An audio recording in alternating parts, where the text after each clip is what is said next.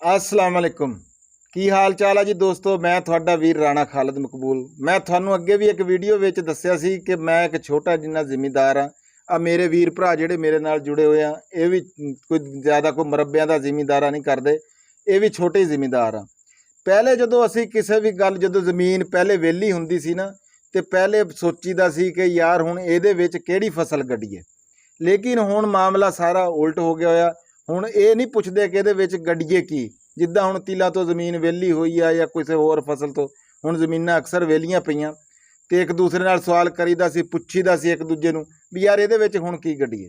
पर हुण काम उल्ट हो गया। हुण इस गल ते पहुंचे होए आ भी इहनूं गड्डीए या ना गड्डीए।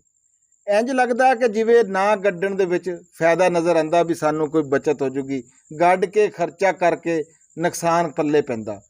ते ये पूरा एक साल हो गया। पिछले नवंबर की गल्लां है। पिछले नवंबर ये गल सरों तो लैके फिर मक्की कणक उस तो बाद आ तिल फिर हुण जाके जिहड़ा मुंजर वाले मुंजी वाले वीर भरावां दा ये हाल हैगा भी बिल्कुल जिहड़ा कहंदे आ कि मैं बल्कि पाकपतन गया भी फ्रूटिंग ही नहीं है। मरब्बियां दे मरब्बे 50-50 60-60 70-70 किला जिमीदार वीरां दा जिहड़े किसानी नाल जुड़े होए आ उन्हां नूं करोड़ां रुपये दा नुकसान होया भी ਉਹਦੇ ਵਿੱਚ ਦਾਣਾ ਹੀ ਕੋਈ ਨਹੀਂ ਪਿਆ। ਲੋਕੀ ਵਢਾ ਰਹੇ ਆ, ਐਲਾਨ ਕਰਾ ਕੇ ਪਿੰਡਾਂ ਦੇ ਵਿੱਚ ਡੰਗਰਾਂ ਵਾਸਤੇ ਲੋਕ ਲਿਜਾਈ ਜਾ ਰਹੇ ਆ। ਹਾਂਜੀ ਚਲੋ ਇਹ ਗੱਲ ਤਾਂ ਹੋ ਗਈ ਕਿ ਉਹ ਐਵਰੇਜ ਘਟ ਗਈ, ਔਸਤ ਘਟ ਗਈ। ਅਗਾਂ ਮੰਡੀਆਂ ਦੇ ਵਿੱਚ ਵੀ ਹਾਲਾਤ ਇਹੀ ਆ ਵੀ ਇੱਕ ਫਸਲ ਕੋਈ ਨਹੀਂ, ਉੱਤੋਂ ਜਨਾਬ ਜੀ ਮੰਡੀਆਂ ਦੇ ਵਿੱਚ ਰੇਟ ਕੋਈ ਨਹੀਂ। ਵੀ ਉੱਥੇ ਵੀ ਕਿਸਾਨ ਜਿਹੜਾ ਜੇ ਕੋਈ 20-25 ਮਣ ਉਹ ਲੈ ਕੇ ਚਲ ਜਾਂਦਾ ਵਿਚਾਰਾ, ਉਹਦਾ ਵੀ ਰੇਟ ਕੋਈ ਨਹੀਂ ਹੈ। ਉਹ ਵੀ 1600 ਰੁਪਏ 1700 ਰੁਪਏ ਲੱਗਦਾ।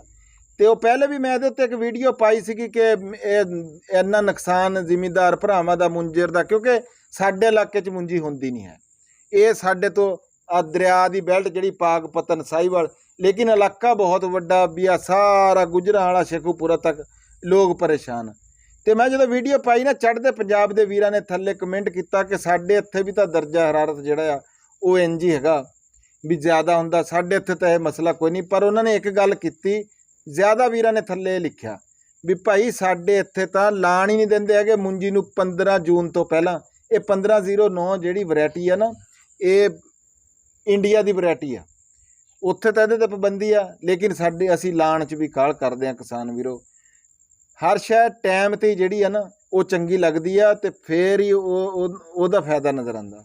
ਬਹਰਹਾਲ ਕਿਸਾਨ ਪਰੇਸ਼ਾਨ ਆ, ਤਿਲਾਂ 'ਚ ਵੀ ਪਰੇਸ਼ਾਨ। ਤੇ ਸਾਡੀ ਸਰਕਾਰਾਂ ਨੂੰ ਚਾਹੀਦਾ ਕਿ ਜਦੋਂ ਇਸ ਤਰ੍ਹਾਂ ਕੁਦਰਤੀ ਆਫਾਤ ਹੋਣ ਤੇ ਜ਼ਿਮੀਂਦਾਰਾਂ ਦੀ ਕੁਛ ਨਾ ਕੁਛ ਮਦਦ ਕਰਨੀ ਚਾਹੀਦੀ ਹੈ। ਆ ਵੀਰ ਭਰਾ ਸਾਰੇ ਨਾਲ ਬੈਠੇ ਸੀ, ਇਹ ਸਾਰੇ ਪਰੇਸ਼ਾਨ। ਅੱਗੇ ਅਸੀਂ ਇਸ ਗੱਲ ਤੇ ਬਹਿਸ ਕਰ ਰਹੇ ਸੀਗੇ ਵੀ ਤੁਹਾਨੂੰ ਮੈਂ ਅੱਗੇ ਦੱਸਿਆ ਵੀ ਹੁਣ ਇਹ ਨਹੀਂ ਪੁੱਛਦੇ ਹੈ ਵੀ ਫਸਲ ਕਿਹੜੀ ਲਾਈਏ, ਹੁਣ ਕਹਿੰਦੇ ਆ ਵੀ ਇਹਨੂੰ ਲਾਈਏ ਕਿ ਨਾ ਲਾਈਏ। ਇਹ ਸਾਰਿਆਂ ਦਾ ਹਾਲ ਇਹਨਾਂ ਦਾ ਇਹੀ ਹੈ ਭਾਈ ਜਾਨ, ਪਰੇਸ਼ਾਨ ਬੈਠਾ। ਉਹ ਗੱਲ ਇਹ ਤਾਂ ਉਂਝ ਹੋਈ ਵੀ ਉਹ ਕੋਈ ਬੰਦਾ ਚਲਾ ਗਿਆ ਸਊਦੀਆ ਤੇ ਉਹ ਆਪਣਾ ਉਹਨੇ ਸਫ਼ਰ ਕਰਨਾ ਸੀ, ਟੈਕਸੀ ਤੇ ਬਹਿ ਗਿਆ। ਅੱਗੇ ਉਹਨੂੰ ਹੁਣ ਜਗ੍ਹਾ ਦਾ ਤਾਂ ਪਤਾ ਸੀ ਜਿੱਥੇ ਉਤਰਨਾ ਸੀ, ਹੁਣ ਇਹ ਨਹੀਂ ਪਤਾ ਸੀ ਉਹਨੂੰ ਵੀ ਅਰਬੀ ਦੇ ਵਿੱਚ ਇਹਨੂੰ ਮੈਂ ਜਗ੍ਹਾ ਨੂੰ ਕਹਿਣਾ ਕੀ ਹੈ।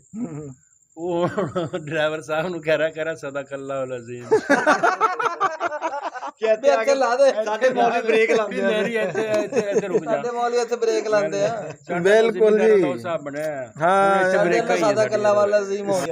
ਸਾਡੀ ਕੱਲਿਆਂ ਦੀ ਨੀ ਬਾਵਾਂ ਖੜੀਆਂ, ਇਹ ਬਾਈ ਇੰਡਸਟਰੀ ਦਾ ਵੀ ਇਹੀ ਹਾਲ ਆ। ਬਲਕਿ ਆ 5-7 ਦਿਨਾਂ ਤੋਂ ਇੱਕ ਬੜੇ ਦੁੱਖ ਨਾਲ ਗੱਲ ਕਰਨੀ ਪੈਂਦੀ ਤੇ ਫਿਰ ਕਿਹਾ ਬਿਨਾਂ ਨਾ ਰਿਹਾ ਵੀ ਨਹੀਂ ਜਾਂਦਾ ਵੀ ਹਾਲਾਤ ਇਹ ਬਣ ਗਏ ਵੀ ਇਹ ਦੇਖੋ ਵੀ ਇੰਟਰਨੈਟ ਨੇ ਜਿਹੜਾ ਆ ਉਹਦੀ ਵਜ੍ਹਾ ਨਾਲ ਕਿੰਨੇ ਸਾਡੇ ਬਹੁਤ ਸਾਰੇ ਲੋਕ ਜਿਹੜੇ ਆ ਉਹ IT ਦੇ ਸ਼ੋਬੇ ਨਾਲ ਜੁੜੇ ਹੋਏ ਆ, ਆਪ ਵਰਕ ਤੇ ਕੰਮ ਕਰਦੇ ਆ, ਫਾਈਬਰ ਤੇ ਕੰਮ ਕਰਦੇ ਆ।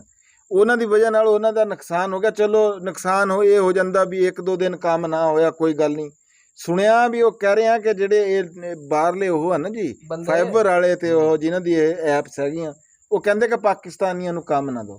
ਤੁਸੀਂ ਇਹ ਦੱਸੋ ਵੀ ਕਿੰਨਾ ਜ਼ਰਰੇ ਮੁਬਾਦਲਾ ਡਾਲਰਾਂ ਦੀ ਸ਼ਕਲ ਦੇ ਵਿੱਚ ਸਾਡੇ ਮੁਲਕ ਦੇ ਵਿੱਚ ਇਹਨਾਂ ਦੇ ਜਿਹੜੇ ਫ੍ਰੀਲਾਂਸਿੰਗ ਵਾਲੇ ਮੁੰਡੇ ਲੈ ਕੇ ਆਉਂਦੇ ਆ।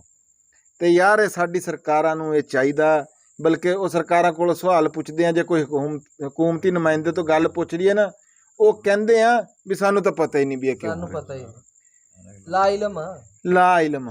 ਇਦਾਂ ਹੋਣਾ ਨਹੀਂ ਚਾਹੀਦਾ। ਬਰਲ ਅਸੀਂ ਆਪਣੇ ਕਿਸਾਨ ਵੀਰਾਂ ਵਾਸਤੇ ਦੁਆ ਕਰਦੇ ਹਾਂ, ਅੱਲਾਹ ਪਾਕ ਉਹਨਾਂ ਦੇ ਉੱਤੇ ਜਨਾਬ ਆਪਣਾ ਰਹਿਮ ਕਰਮ ਕਰੇ, ਅੱਲਾਹ ਪਾਕ ਆਸਾਨੀ ਕਰੇ। ਹਾਂ ਅੱਲਾਹ ਪਾਕ ਨੇ ਹਰ ਸ਼ੈ ਦਾ ਨਿਮੁਲ ਬਦਲ ਰੱਖਿਆ ਹੋਇਆ।